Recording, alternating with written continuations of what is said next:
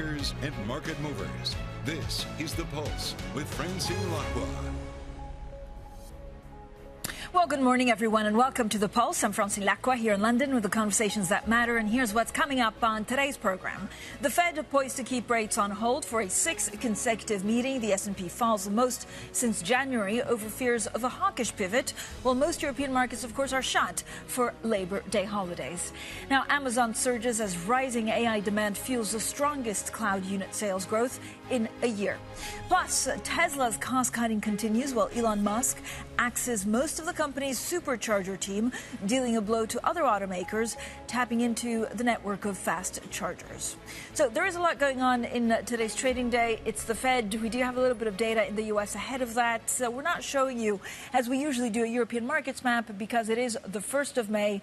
Happy Labor Day to those who celebrate. And a lot of these markets are closed. There's just the FTSE that's trading sideways. But, of course, stocks in general, a little bit on tenterhooks ahead of the Fed. The dollar also rising again on these renewed concerns about a higher for longer U.S. interest rate cycle. Then we look at gold, 2,286. A lot has been, of course, focused on Brent for the moment, $85.17. Now, Amazon's cloud unit has also seen the strongest sales growth in a year. You can see pre-market. There's not a huge move on Amazon. Let's see if this is updated.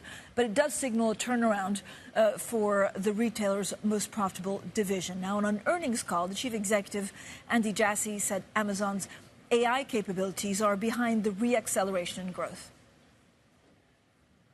We see considerable momentum on the AI front, where we've accumulated a multi-billion-dollar revenue run rate already. You've heard me talk about our approach before, and we continue to add capabilities at all three layers of the Gen AI stack. Well, for more on all of this, we're joined by Bloomberg's Charlie Wells. Okay, Amazon, Charlie, if you look at the pre-market, so it's getting some extensive 8%, but it's really the AI business, really that was going to be a focus for this earnings report, and it's pretty strong. Yeah, so this is the story that executives needed to tell to avoid being punished, like Meta was punished last week when they did not have a positive forward guidance on AI. So basically, AI is housed within AWS, Amazon Web Services, and Amazon Web Services revenue was up 17% in the first quarter.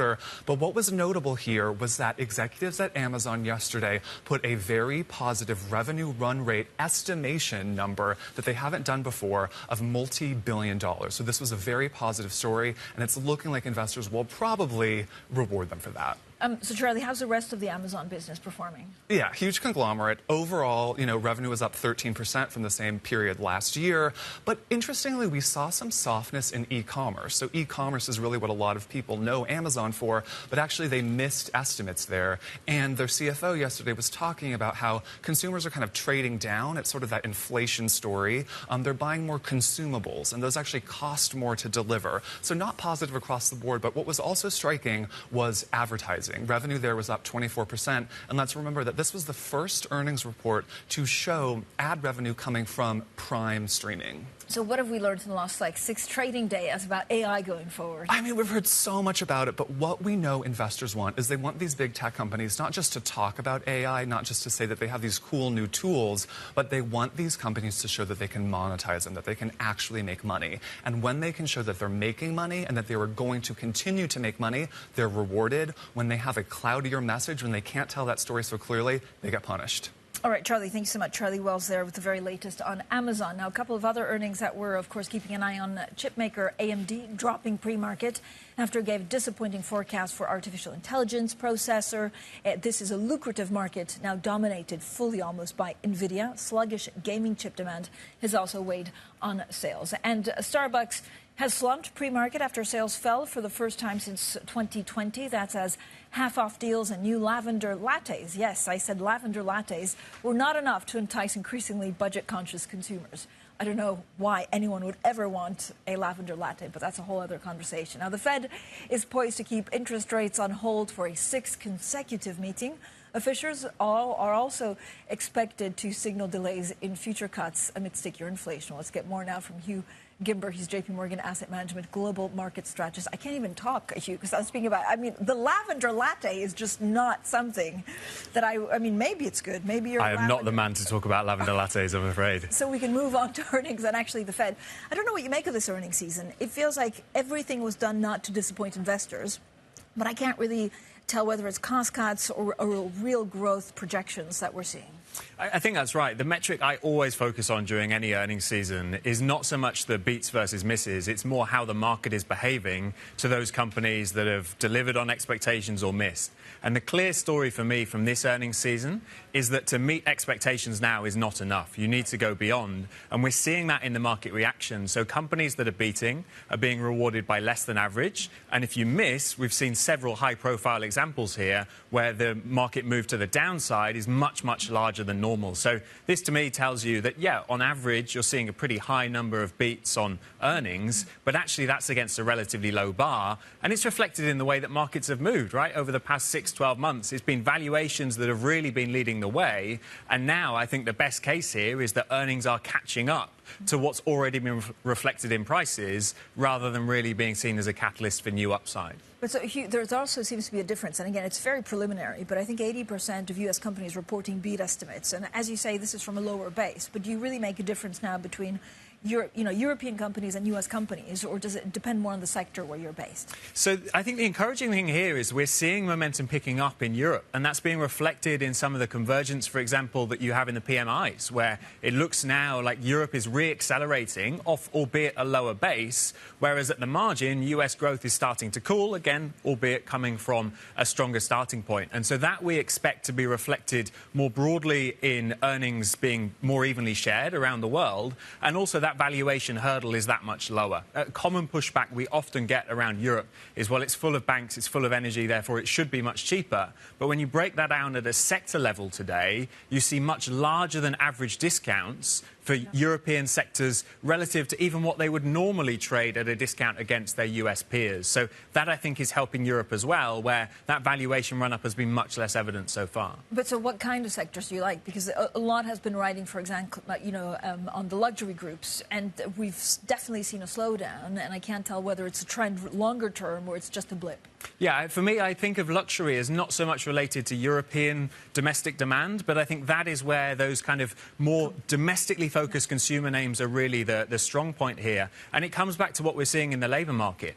Real wage growth turning positive everywhere, but the hit in Europe and the UK was that much larger in 2022 and early in 2023. And now you have this dynamic where wages are re-accelerating and European consumers still have money to put to work. That's the big difference here relative to their US counterparts. And so to the extent that that can be reflected in domestic demand, we think that's a positive catalyst for earnings. I think some of the exporters are clearly facing a bit of a tougher time. And so we'd be focused much more on domestic versus international across the European market. Hugh, are you expecting the Fed to be as hawkish as the market is?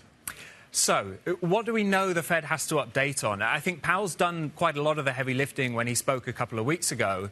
And without wanting to get too far into the weeds here, I think it was very notable that his speech a couple of weeks ago was talking about we think. As a committee, our view is this. It wasn't so much him saying, well, let me update on my view. I think he was already representing the views of FOMC who have already shifted to reflect what the data's been telling us. So I think a good outcome tonight for Powell would be to see the market not really move at all. If he can get through this meeting without creating too much disruption, it buys them time to digest the data that they clearly need to see a change in tone and a cooling versus what we've had so far this year. But again, I don't think Powell should be overly concerned here. You have an economy which is growing strongly. You have wages which are still growing strongly, albeit cooling. You have a labour market which is gradually softening, okay, maybe not quite as quickly, but if you're an American today, you can find a job, your wages are ticking up, and I think life is pretty good. So I don't think there's too much reason for the Fed to be too negative on the outlook tonight. But so he shouldn't worry about overheating, because then that would, either push back actually any cut into next year, or even we're looking at a hike.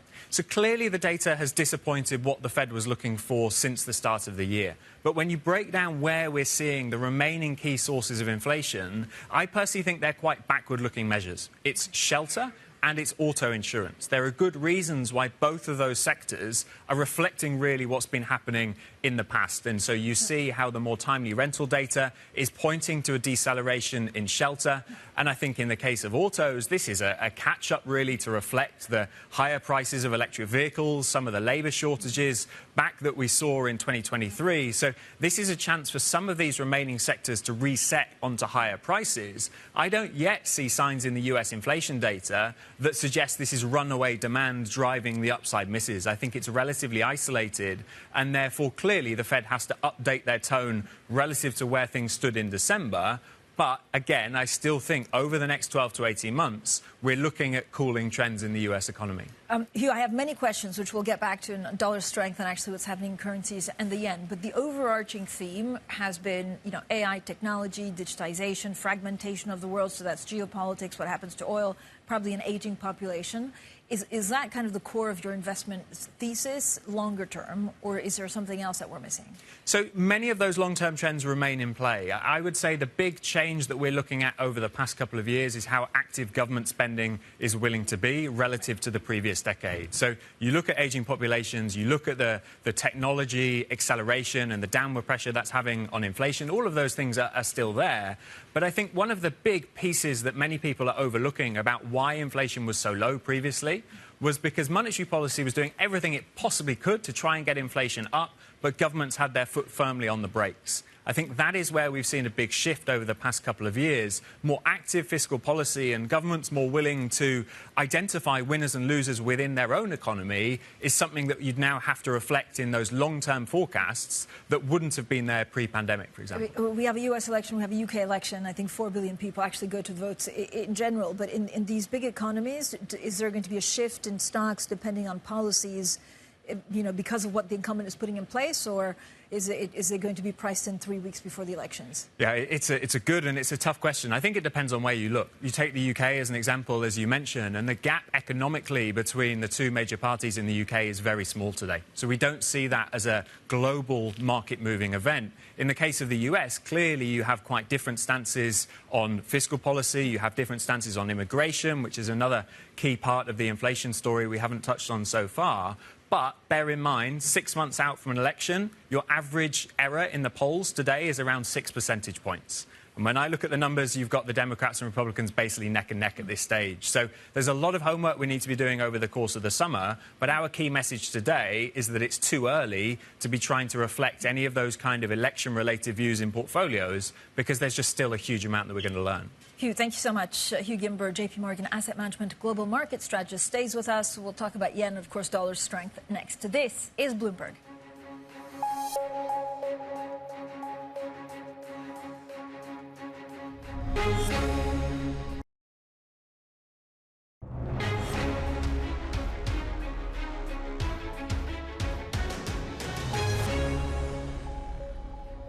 Now let's get back to the markets and to our discussion with Hugh Gimber, JPMorgan Asset Management Global Market Strategist, and also joining us, Bloomberg's Aline Oyamada. Aline, welcome to the program.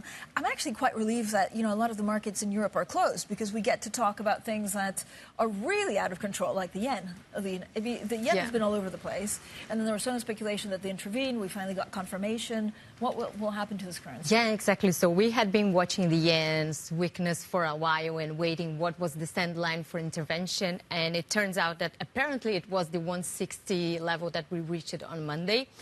It's interesting that this time they never confirmed it was actual intervention. So we got that from analyzing the Bank of Japan's current account data, which is the same that we did last time, and pointed to the right volume of the size of their intervention.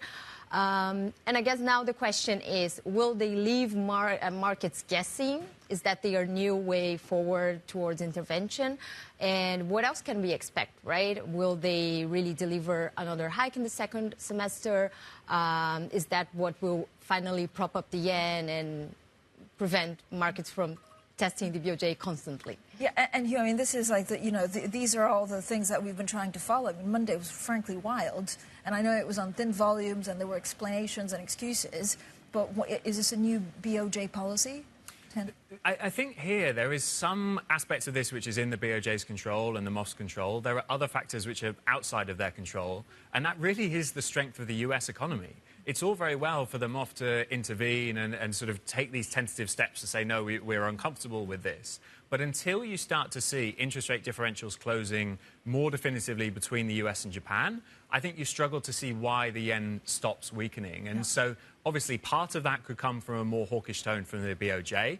I think Friday's meeting and this kind of still very gradual approach, you can understand why they really want to lock in the economic recovery that they're seeing, and they don't want to move too soon. But equally, they would love nothing more than some cooler US economic data that bails them out, because I think there's only so much heavy lifting the MOF or the BOJ can really do here whilst the US economy is going against them. And this is, so I know the BOJ is like in a particular case, but also it's also true for many other currencies, right? South Korean won we've seen really be hit. So I don't know whether there's an end in sight of the kind of dollar strength, even if it doesn't rise from here, kind of stays at this level, and whether they continue having the blessing from Janet Yellen to intervene. Yeah, that's a very good question. And I think the market is seeing more strength for the dollar. No one is really defined that it can go up higher, especially if we get the hawkish tilt that we are expecting today. And even if it's confirmed for markets that the one rate cut that is priced in for the Fed is now a question mark, right? So there is scope for that, and how other central banks and other economies will respond to that will be interesting to look forward. So the dollar does so much damage, or does it? I mean, what does it mean for investment strategy? I mean, at the moment, it's a very good hedge. Frankly, it's one of the few assets which is working at a time where stocks and bonds come under pressure. So I think there is a way that investors can use this to their advantage in the very short term. We do have to remember it is extremely expensive on most major metrics. And so I want to be slightly cautious in getting too far ahead of ourselves on this big hawkish shift from the Fed. We've seen this over the past 18 months. The past couple of weeks or couple of months of data from the US economy is setting the market's view for where we think we're going to be in 12 months' time. Just look at how October and November shifted the Fed's tone. Now a couple of stronger months of inflation data, and suddenly we're talking about no cuts or even hikes. And I think there are times where you just have to take a step back here and say the economy is still cooling. Yes, it's cooling much more slowly than we would have hoped in the Fed, so they're going to have to update that language. But I don't see a big need for them to shift definitively hawkishly tonight. I think they just have to say, look, we are waiting for more confidence to begin the easing cycle. We don't have that yet. And so we're going to hold for longer and really line up their language with what the market has already done. But Hugh, why is it so difficult to actually to forecast, inflation and growth in the U.S. going forward? I mean, if you look at market expectations or even investor, I mean, they've been all over the place. Is it because of the tightening? Is it still COVID-related, or is it just the extra spending that they've put in the U.S.? Yeah, I mean, I think there's a danger of sounding a bit like a weather forecaster here in terms of saying, well, of course, this is always difficult. But the serious point is that you've had all of these completely asynchronous cycles in the U.S. economy over the past 2 years, right? We've had a housing recession, you've had the manufacturing recession. Bear in mind, we had tech layoffs just over a year ago, and everyone was talking about all of the additional hiring that had come through. So you've had all of these pockets of weakness, but none of them have lined up well enough to slow the economy in aggregate. And at the same time, you're left with a very different US economy in the way that it reacts to higher interest rates than it would have done in any kind of previous cycle. So any traditional economic model that says 500 basis points of rate hikes, therefore you must have a recession, that was basically the market's view at the start of last year. And yet the changes in the mortgage market, the shift in corporate balance sheets as well, is leaving you with both corporate and household behaviour, which is reacting very differently to what you would typically expect from a normal rate rising cycle. Hugh, thank you so much. As always, Hugh Gimber there from JPMorgan Asset Management and Bloomberg's Eileen Oyamada. I can't talk. We're talking about lattes and lavender lattes. And since then, that's it. I've lost it. It's a shipwreck. Coming up, why Tesla's axing of the Supercharger team has dealt a blow to the auto industry. This is Bloomberg.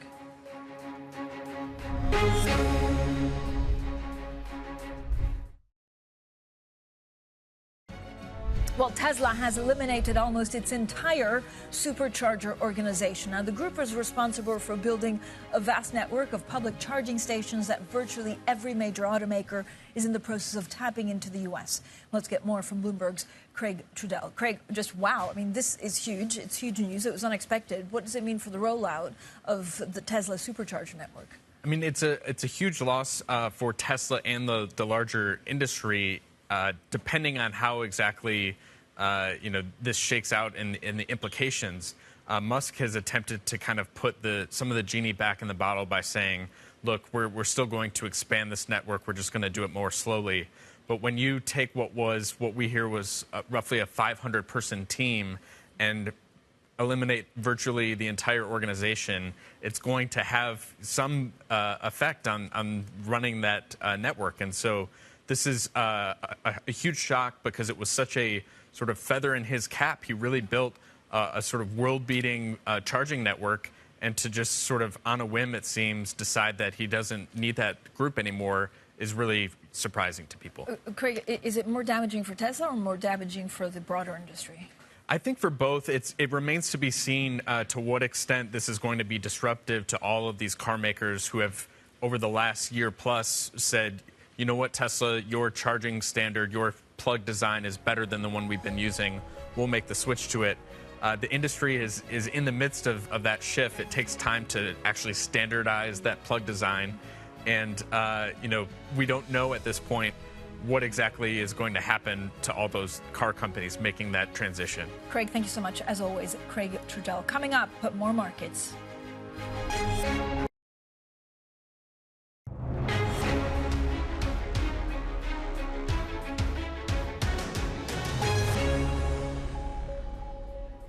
Now, the Fed is poised to keep rates on hold for a sixth consecutive meeting. The S&P falls the most since January over fears of a hawkish pivot. Most European markets are shut for Labor Day holidays. Now, Amazon surges as rising AI demand fuels the strongest cloud unit sales growth in a year. Plus, Tesla's cost-cutting continues. Elon Musk axes most of the company's Supercharger team, dealing a blow to other automakers tapping into the network of fast chargers. Well, good morning, everyone, and welcome to The Pulse. I'm Francine Lacqua here in London. Now, one of Indonesia's top economic officials is in the UK this week. Yesterday, he met with Britain's trade minister to discuss future economic cooperation. Now, the visit also comes at a crucial moment for Indonesia as the country transitions to a new administration and president. Well, joining us now, we're delighted to welcome in the studio Minister Airlangga Hartarto, the Indonesia Coordinating Minister for Economic Affairs. Minister, thank you so much for joining us, and welcome to London. Brilliant to see you.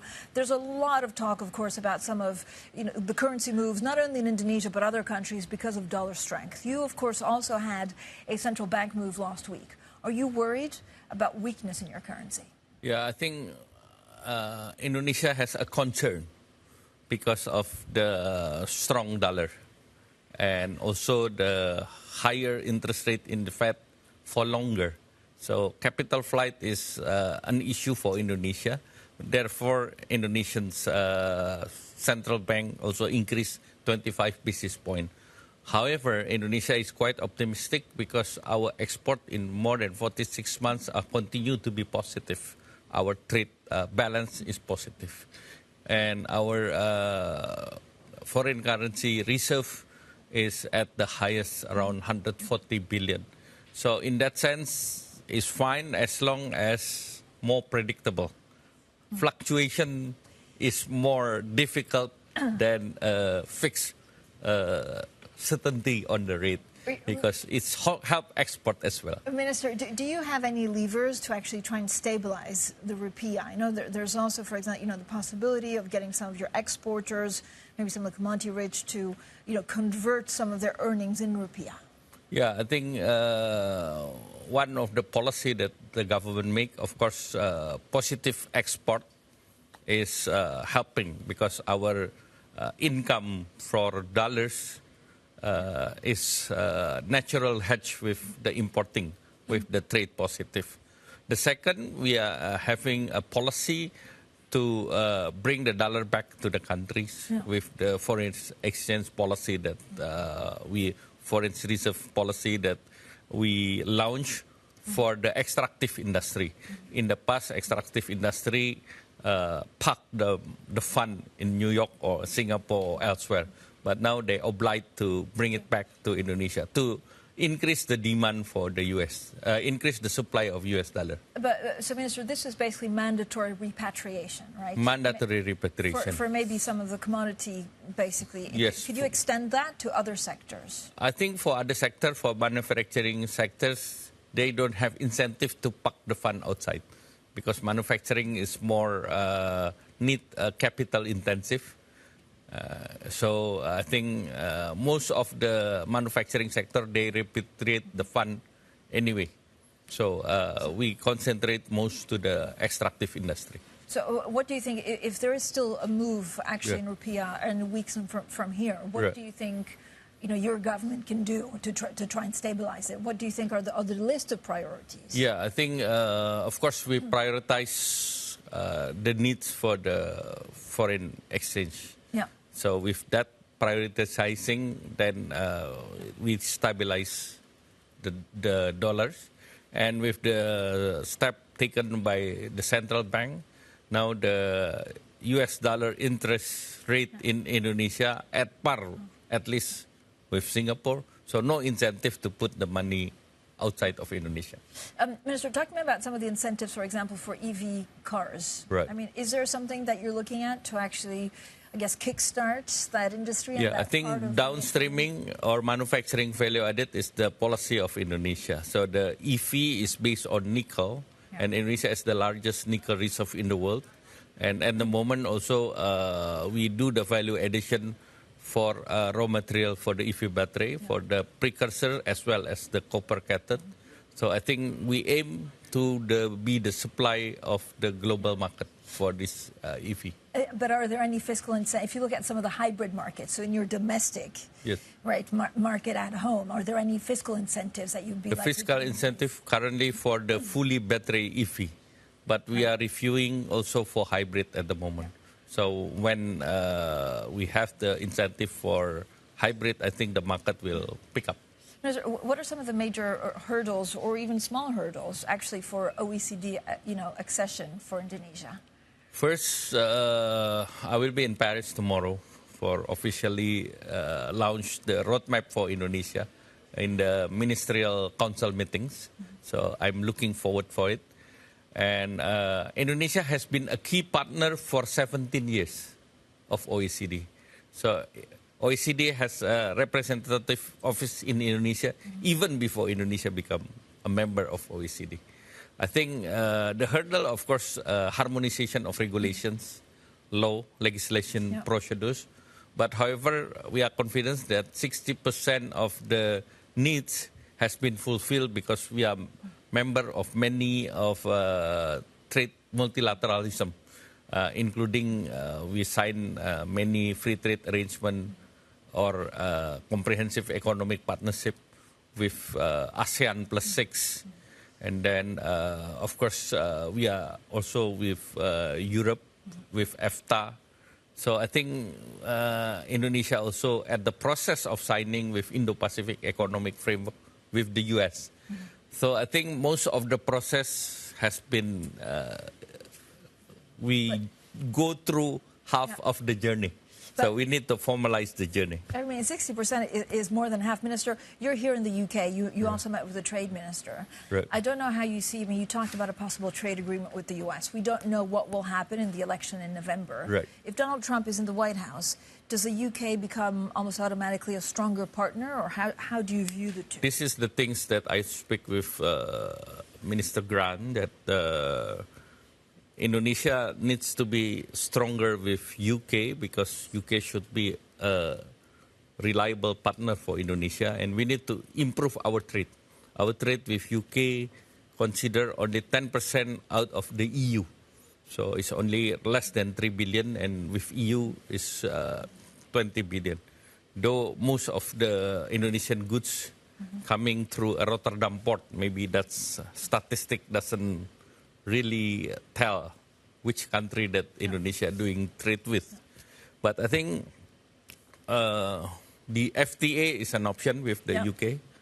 And then Minister of Trade suggesting that Indonesia also put a session in the CPTPP, in which UK is already part of CPTPP and need a ratification for that. How quickly do you think that will come? I mean, given we could also see a change in government here in the UK in the next 8 months.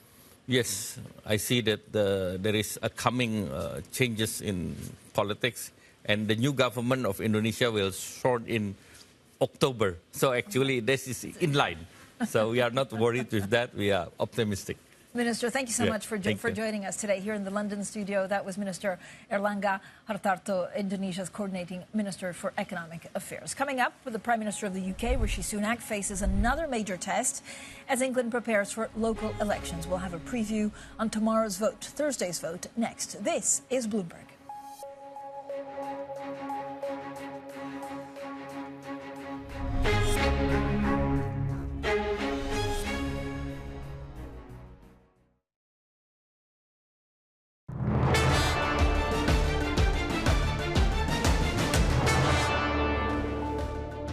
Rishi Sunak is facing another major test just months before an expected general election. Right-wing critics from within his own Conservative Party are gearing up to use Thursday's local votes as their final chance to oust him. That's if dire poll ratings translate to heavy losses. Voting will take place for more than 2,600 seats in over 100 local authorities in England. That's in addition to 10 mayoral races, including in the capital, and a parliamentary by-election in Blackpool South. Now, Conservative eyes here in Westminster are going to be fixed on two results in particular, as the outcome of the mayoral race in the West Midlands and that in Tees Valley. Those areas are emblematic of the party's ability to perform in Labour-facing regions. Lose them both, and Rishi Sunak could face a leadership challenge from within his own party. I think the best that the Conservatives can hope for is damage limitation. But certainly in recent polls that we've seen from the public's perspective, Ipsos polling shows that there's actually quite little appetite for another Conservative leadership change at this point. Labour will be keen to show that they can match sky-high expectations with results at the ballot box. The Prime Minister will want to emphasise that local elections are a very different beast to a general election. Whether that'll be enough to convince rebels within his own party, we'll find out once the votes are counted. Well, that was Bloomberg's Alex Morgan there on how the UK local elections on Thursday could actually impact the general election later this year. Now, let's get more from our reporter, of course, Alva Ray, who's with us. So, Alva, what's up for this election? I mean, how important is this election, and what are the key seats to watch? So, as Alex was just explaining, there are various things up for grabs, but the thing that everyone in Westminster is watching are these two key mayoral races where there are Conservative mayors up for re-election in Tees Valley in the northeast of England and in the West Midlands. I've been up in both in the past week, and Ben Hutchin in the north of England is hoping to hold on, but Andy Street is really on a knife edge. And here in London, Conservative MPs are really looking to see whether those two can hang on, because it's a litmus test of how bad the Conservative Party is doing right now. They're 25% behind in the polls nationally, but these two mayors are more popular than their Conservative Party as a whole. So if they can't hang on, Conservative MPs here will be thinking, well, then there's nothing we can do to stem the losses that could come in the general election, and then things could get quite difficult for Rishi Sunak. So this, Alva, is actually a real... I mean, there's a lot at stake for the Prime Minister. There's a lot riding on this. Yes, and there's been a feeling in Westminster for the past few weeks of just basically being in limbo, that there has been quite a lot of discontent in the Tory ranks, but they are just waiting to see how this vote goes. And it's really, I mean, there are lots of other things at stake, lots and lots of council seats, but it kind of does rest on these two mayors. The council seats were last elected in 2021, which was under Boris Johnson. He was experiencing not just the sort of the 2019 good election performance, but an even bigger bounce after the rollout of the coronavirus vaccine. So even a good night for the Conservatives will look like losses, because they can never match the way they were polling in 2021 in those quite unusual circumstances. But the question is really whether they look at a sort of wipeout, losing 1,000 council seats, plus these two big Tory mayors. Yeah. Alva, thank you so much, as always, for great reporting and insight, as always. Alva Ray, who also, of course, writes the read-up for us. Now, U.S. Secretary of State Antony Blinken has renewed calls for Hamas to accept a ceasefire deal as he started talks with Israel's leadership. Now, Israel says it will not join ceasefire talks unless Hamas responds to the latest proposal for a temporary truce and hostage release, according to the state-run Khan News. There is a very strong proposal on the table right now. Hamas needs to say yes and needs to get this done. That is our determination, and we will not rest, we will not stop until you're reunited with your government. Now, for more on this conflict, we're joined by Ross Matheson, our EMEA news director. Ross, so what else has Blinken been saying? Well, he's really pushing hard, as you just saw, for that ceasefire and for those talks to gather momentum, and he's in Israel today to give that message. He's also talking with the Israeli leadership about the need to ensure humanitarian aid is still getting quickly into Gaza. He's no doubt going to be urging Israel yet again to hold off on a planned offensive into Rafah in the south of Gaza to avoid this conflict spreading, particularly in the region as well. So a lot on his plate, a lot of messages he's been repeating now for many, many weeks. And what we're seeing really in response to that is the Israeli rhetoric remains pretty hard at this point. The Israeli government says, well, at least Prime Minister Benjamin Netanyahu says, I still intend to go into Rafah despite all of this. I don't want a ceasefire to get in the way of that. And certainly his message seems to be that even if there does get to a point where there is a ceasefire, at least temporarily, that it's not going to last very long because either way, Israel sees its ultimate task, first of all, it's getting the release of some of its hostages, but secondly, eradicating Hamas, or as much as it can, eradicating Hamas in Gaza. So it's a very difficult message for the US to be wading through all those dynamics that we're seeing politically at home in Israel, between centrists, between the far right in Israel, all those pressures. But certainly we're not going to see progress today or tomorrow towards a ceasefire. So Roz, when exactly are we expecting a Hamas response? Well, Hamas has indicated it'll give that response late today, but that's just a response for Israel to consider. And then we have to get to the point where Israel agrees to join those talks more formally that are being held, mediated between the US, Qatar, Egypt, and others. At the moment, Hamas and Israel essentially just passing notes between each other through others. So will Israel then agree to sit down at the table properly? So either way, we're at some point from a ceasefire, even if Israel does deem it a favourable response from Hamas later today. Roz, we've also seen some protests spreading on U.S. campuses. Only last night, there was also NYPD arrests of some protesters at Columbia University, and the pictures are really, quite unsettling. What's the latest? Well, we saw those moves, as you said, to clear out those protesters on Columbia. They've been there for several weeks. And Columbia has really been the flashpoint for those protests that we're seeing spreading to other campuses in the US. These are mostly pro-Palestinian students who have been sitting in occupying buildings in some places. And with the university due for commencement in 2 weeks, they've made the call overnight to get police in to clear them out. But we're also hearing now, of course, that police are being called to UCLA, another university, because there's fighting breaking out between pro-Israeli and pro-Palestinian groups on campus. So certainly, even with this move overnight, there's no sense these protests are going to dissipate. And beyond that, they really show, the polarization that we're seeing in the US, how much what's happened in Gaza, the war between Israel and Hamas, is percolating into US society, into US politics, also in the run-up to the election later this year. And certainly no sense that those protests are going to fizzle out entirely. We need to watch what's happening closely at UCLA in the most recent hours also. Roz, thank you so much, as always, for terrific insight. Roz Matheson there on the very latest. Now, coming up, GSK shares are gaining after the pharma company also boosted its profit guidance for the year. We'll have plenty more on that next. And this is Bloomberg.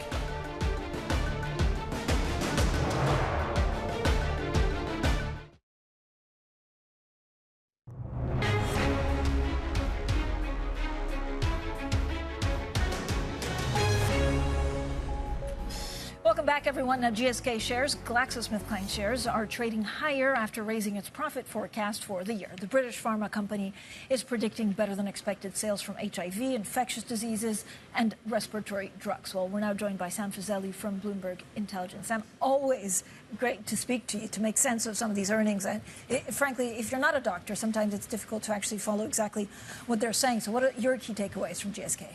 Yeah, so it finally seems to be that the company is on the right footing in terms of its growth profile. It's taken a while. If you look at the share price chart, it doesn't look pretty. Yeah. It's been kind of stuck in a range for years. Yeah. But now, I think there is an opportunity, as they showed in the first quarter, with a minor raise for the full year. I think there's my colleague John Murphy, who's doing all the work on GSK, actually believes that they have potentially more room for raising again a little bit further in the year. I think they need to see how the dynamics work out with the RSV vaccine, which was a great surprise last year in terms of how much interest there was in its use. So it really feels like GSK is on the right path now in terms of its growth profile, margins, assets that are coming through, drugs that are coming through. So looking good. What about Pfizer? I mean, Pfizer's coming out later. Yeah, Pfizer is, what have they called it? This is an execution year.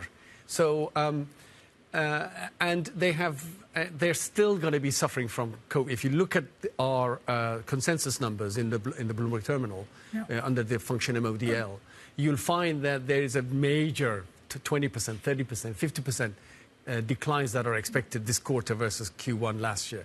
And that's driven mostly by COVID. Because, again, as the interest in the vaccine seems to be waning. And, of course, Q1 will have some vaccine sales. But here, really, what we're focusing on is how are the drugs that are going to help Pfizer come out of its slump, if you like, performing. Drugs like Elrexfio, which is actually a multiple myeloma drug that we like the profile of. Drugs like the one that they recently acquired from Seattle Genetics, Seagen, which is for...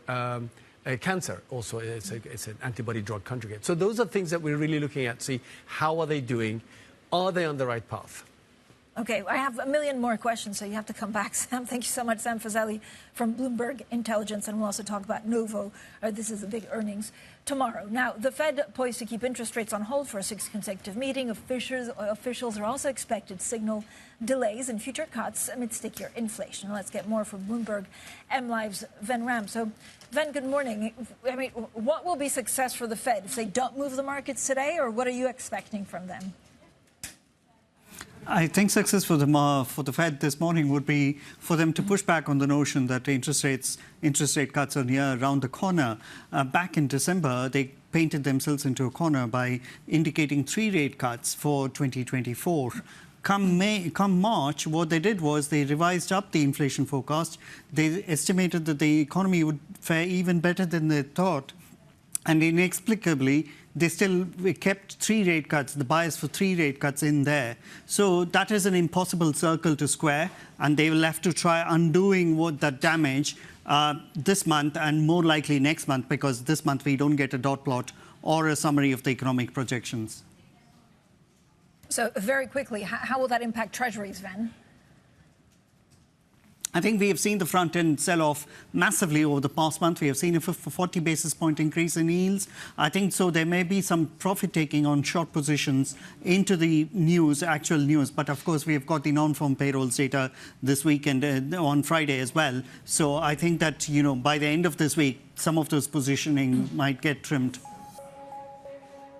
Ven, as always, thank you so much. Ven Ram there from Bloomberg MLive. Bloomberg Brief, it's up next, and this is Bloomberg.